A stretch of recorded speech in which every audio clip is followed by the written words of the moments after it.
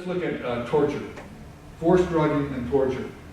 This is what the United States torture law says. This is very interesting. Okay, this was written under the Clinton administration in 1998. It says, here's the definition of torture: acting under the control of law, mental pain or suffering within his custody or physical control, an act committed by a person in those circumstances, mental harm means mental harm caused by or resulting from the administration or application, threatened administration or application of mind-altering substances. So clearly defines forcibly making people take a drug, mind-altering substance, under authority is an act of torture. However, you look down a little further, it says it only applies outside the United States. The U.S. law on torture only applies to outside the United States, where the United States has no jurisdiction. So they've written a law that applies nowhere, because they don't have jurisdiction where they're defining the crime. But, see, to cover themselves, they say, however, nothing in this chapter shall be construed as precluding the application of state or local laws on the same subject. So, we're covered under California law, right? So we'll go to California law. Here's California law. This is the code, the whole code. Everyone who would intend to cause cruel or extreme pain and suffering for the purpose of revenge, extortion, persuasion, or for any sadistic purpose inflicts great bodily injury is defined under section 12022.7 upon the person of another is guilty of torture. Crime of torture does not require any proof that the victim suffered pain, and torture is punishable by imprisonment or a term of life. But when you look at this, it doesn't say anything about forcibly administering drugs. It's all about lacerations, broken bones, teeth knocked out, physical torture, okay? That's what that is about. It doesn't say anything about administration of psychiatric drugs or mind-altering drugs. So in other words, we can't torture, we can't, according to what's happening in the hospitals in California, we cannot charge the authorities with torture because there's no statute that covers it. California law doesn't define it as torture. The U.S. law only defines it as torture if it's outside the U.S. So here's the way that the law has been written. This is the way the state legislators and the U.S. legislators are complicit in this act of torture that's taking place in state hospitals. All right? They know this. They know this. This is not an accident. So why is it that the UN says that it's torture, the United States says it's torture, but only if it happens elsewhere? California doesn't say it's torture, and now we're stuck in a situation where these people can be forcibly drugged and they have no right to claim torture. So let's look at, we claim as a result of all these things that what we have here is a mental human trafficking problem. And that it's a racket as defined under the law, and it has certain players in the game. Pharmaceutical industry, the public education system, which now you can be identified as having a mental disorder in your school. Your teacher having trouble in your class, send you to the counselor. They set you up with a mental health professional. They give you a drug. Now they're drugging kids. It's a widespread phenomenon. So the educational system has been pulled into the system. The local police agencies, it happens now that if you get picked up and there's a suspicion that you have some mental problem related to your behavior, instead of taking you to jail, they take you to a psych ward, and you're held there for up to, can be weeks or months. But at any rate, now the police agencies are seen as being helpful and therapeutic agencies instead of being repressive agencies. So they're part of the scheme. The government mental health agencies, those are the ones that decide, where the money's going to go, who's going to be treated. They make all kinds of administrative decisions. They're part of the system. The psychiatric and psychological and psychiatric professional associations, the APA and the APA, clearly, by not opposing these policies, by not talking about them, the APA, the Psychological Association, took a position on torture, thank goodness, and they actually did some things about their people participating in torture processes, and they're trying to enforce that now. But the Psychiatric Association doesn't want to touch it. The courts, they preside over the whole thing, and they accept unscientific premise of mental illness, and they are part and parcel of what happens here. The state legislatures write these laws that nobody pays attention to, and they're inadequate in and of themselves. The academic establishment, they're ghostwriting stuff for drugs. Prison industrial complex and their labor force, they're locking people up and abusing them on a day-to-day basis, and they know what's going on.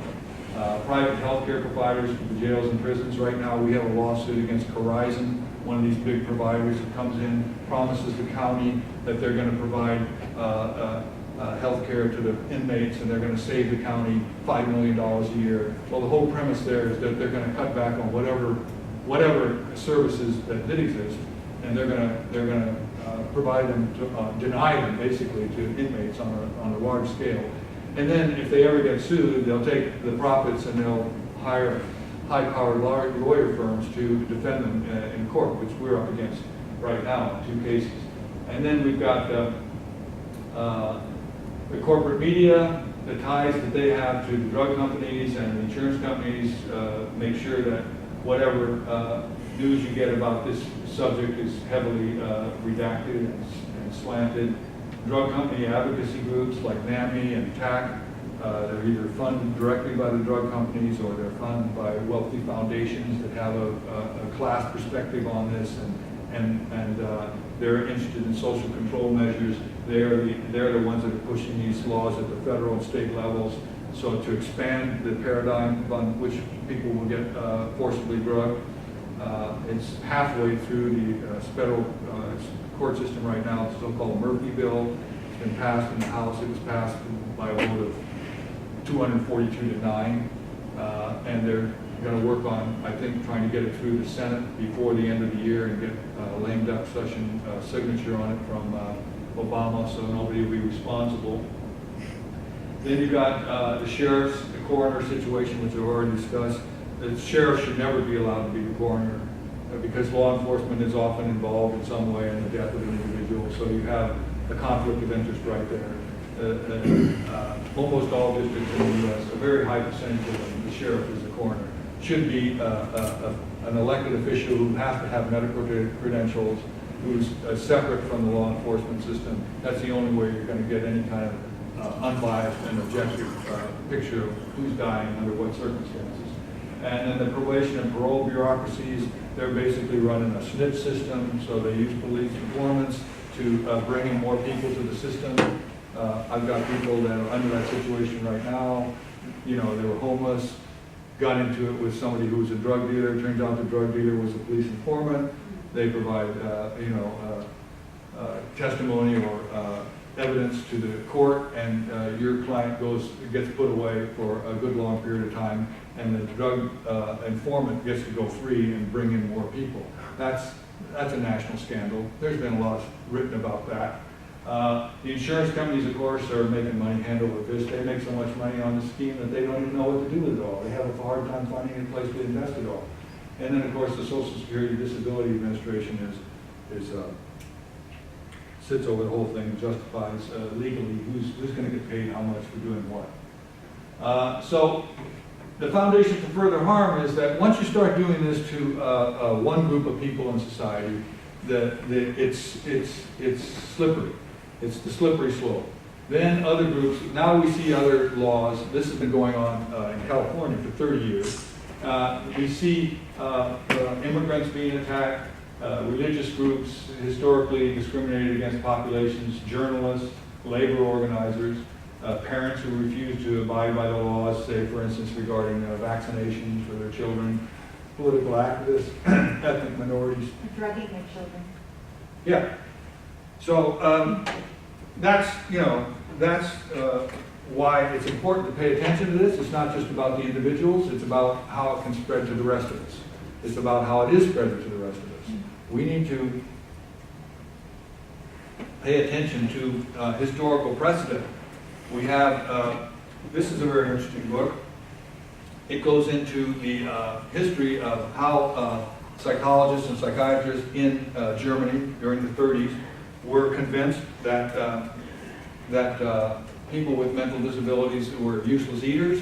They were a drag on society. They needed to be put away. So they were the ones that wrote out the orders, literally deciding who was going to get killed. They killed about 200,000, between 200,000 and 250,000 people between 1932 when they came to power and 1935. That was before they started the concentration camp. These were the first victims.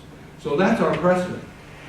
They pick on people that are unable to defend themselves and that basically have no advocacy, and they select them, and then they say, well, that was legal. Now, we'll just change the legal criteria a little bit, and then we'll pick up this other group. We'll pick up the trade unionists, we'll get the communists and the socialists, and you know, it's a police state.